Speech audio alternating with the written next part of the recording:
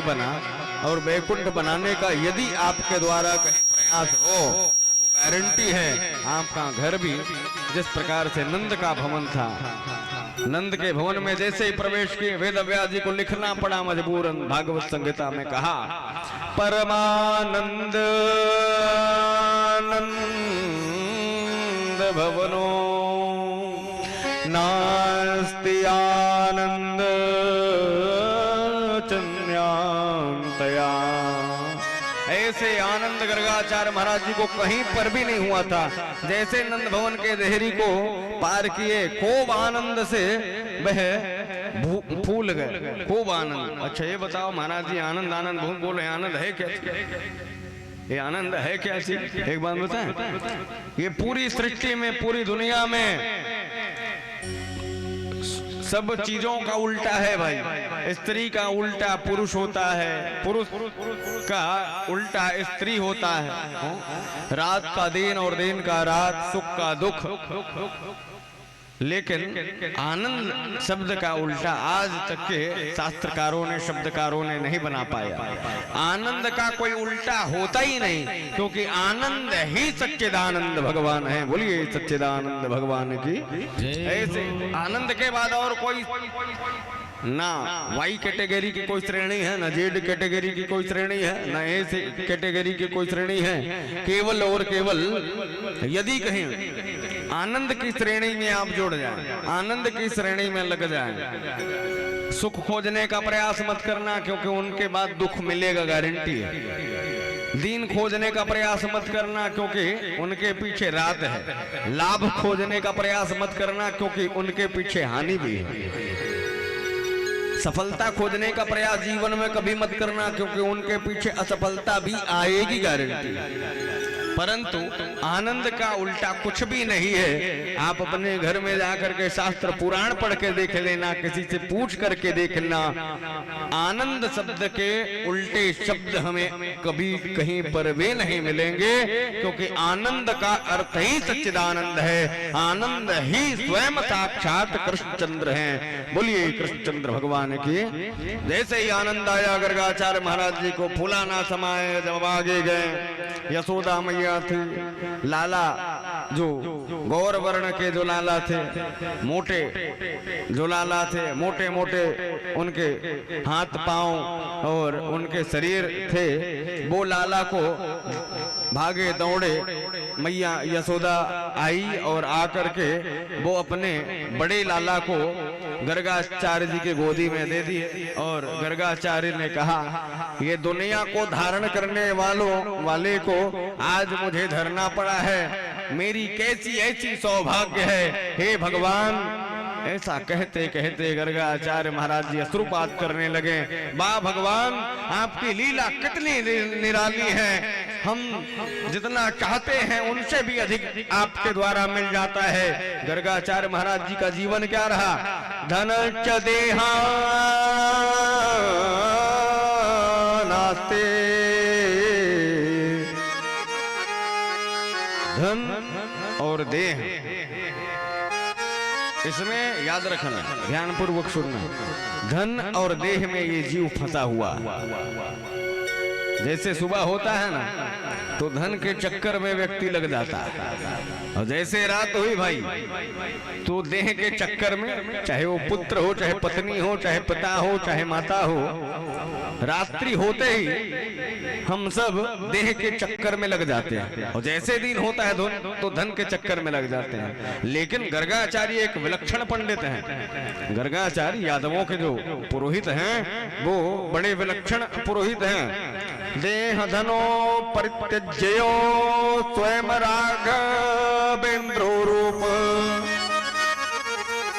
इनको कहा गया कि राघवेंद्र के स्वरूप हैं, इसलिए राघवेंद्र के स्वरूप हैं।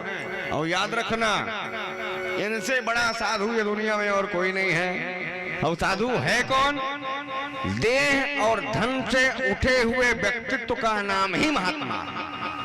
जब तक के हम देह में फंसे रहेंगे और धन में फंसे रहेंगे, तब तक के हम महात्मा नहीं है। और जैसे ही कहीं देह और धन की लालसा समाप्त हो गई, ये मान के चल लेना।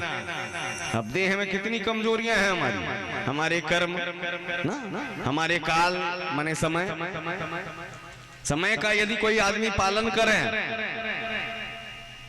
तो वो साधु नहीं हो सकता, याद रखना। क्योंकि कहा गया है काल कर्म प्रारब्धौ नीति नियमो रागौ तात नास्तिर वेदज्ञ ज्ञातौ।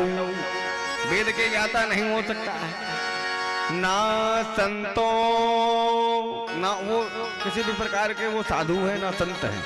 काल कर्म और प्रारब्ध की यदि जो इच्छा है वो जब तक के हैं तब तक के वो संत नहीं हो सकते। अब ये काल कर्म और प्रारब्ध है क्या?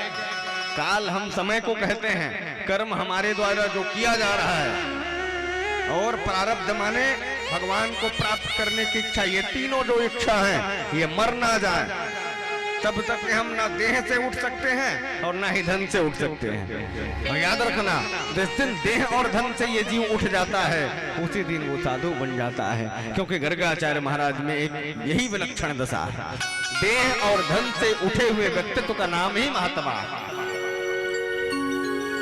भगवान के पास आए और आने के बाद दुनिया को धरने वाले, दुनिया के पूरे संपूर्ण बोझ को जो उठाए, आज ऐसे भगवान को मेरे द्वारा उठाया जा रहा है। ऐसी विलक्षण गति, ऐसी दशा गर्गाचार्य महाराज जी का।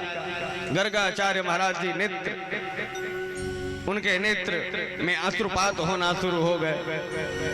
कितनी सुंदर भगवान की महिमा है।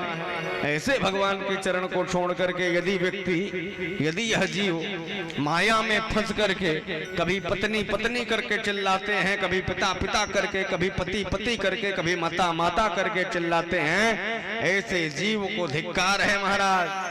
इस प्रकार से श्री सुखदेव स्वामी जी ने राजा परीक्षित को सुनाते हुए कहते हैं, गर्गाचार्य महाराज जी ने जैसे देखा तो 3 श्लोकों से पहले वो बड़े लाला जो गोल गोल और गोरे गोरे हैं, गौर वर्ण के जो लाला हैं, उनको 3 श्लोकों से पहले प्रणाम किया, निवेदन किया। और निवेदन करने के बाद उनका नाम जब रखा तो एक अद्वितीय नाम, क्योंकि पूरी दुनिया में जितने बल हैं, पूरी दुनिया में जितने भी ताकतें हैं, जितने भी बल हैं, वो कृष्ण के नहीं हैं और किसी के नहीं है, ब्रह्मा जी के नहीं है, वो सारे बल इसी के हैं। इसलिए ये बल को, क्योंकि इनके तो और बहुत सारे नाम हैं, लेकिन इनको अपनी मति और गति के अनुसार, इनकी इच्छा के अनुसार मैं इनका नाम बलराम रख रहा हूं। बोलिए बलराम महाराज की जय हो। यदि कोई व्यक्ति इस बात को जानता हो, यह गुप्त बात यदि कोई व्यक्ति जानते हो, क्योंकि यह कभी रोहिणी के गर्भ में भी हुआ करते आए थे, इसलिए इस जो गोपनीय रहस्य हैं इनको कोई व्यक्ति जानता होगा, उनके लिए इनका एक नाम होगा रोहिण्य। बोलिए रोहिण्य महाराज की जय हो। और इसी रहस्य को और कहीं जानते होंगे तो संकर्षण भी इनका नाम होगा। इस प्रकार से भगवान बलराम का बहुत सारे नाम बताए गए। और उनके बाद जैसे उनका नामकरण हुआ तो काले कलूटे आदमी को लाए गए, वो जिनके छोटे छोटे घुंघराले बाल हैं, सुंदर सुंदर उनके नाक हैं, लाल लाल उनके होंठ फड़क रहे हैं। सुंदर को भी जो सुंदरता प्रदान कर दे, अलौकिक छटा अलौकिक छवि वाले वो बालक को ला करके जब गर्गाचार्य जी की गोद में दिए तो गर्गाचार्य जी पागलों की जिस प्रकार की दशा होती है, जैसे कोई गरीब आदमी को बहुत सारा धन अचानक मिल जाए तो बौरा जाता है ना, कोई गरीब व्यक्ति को, कोई भिक्षुक अथवा कोई दरिद्र व्यक्ति को बहुत सारा धन अचानक मिल जाने पर वह बौरा जाता है, पागल के जैसे हो जाता है। ठीक उसी प्रकार गर्गाचार्य जैसे ही जगत के नियंता, जगत के पालनहार, जगत के सर्वरेश्वर भगवान नारायण को अपनी गोद में देखे तो थर्रा गए। उनके आश्चर्य का कोई ठिकाना नहीं रहा कि दुनिया की सारी बोझ, सारे झंझट और सारे कंझट को जो अपने सिर पर रखते हों, ऐसे भगवान की ऐसी महिमा, ऐसी लीला कि आज मेरे गोद में मेरे प्रभु आए हैं। भगवान को जैसे ही देखा गर्गाचार्य ने कहा, ये तो खुद ही मेरा नाम रखा है, इनका क्या नाम रख सकता हूँ भला भला।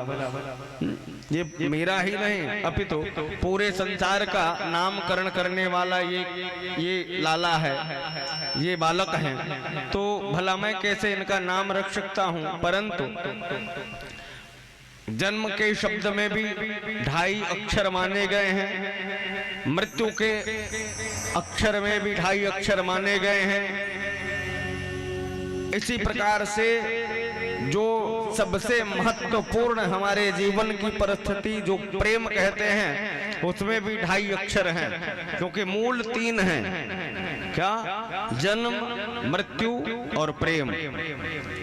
अब इन तीनों में यदि और कोई मूल है, ये तीनों को कोई प्रदान करने वाला है, अब इनके साथ भी और इनके बाद भी कोई है, तो वो भगवान नारायण है।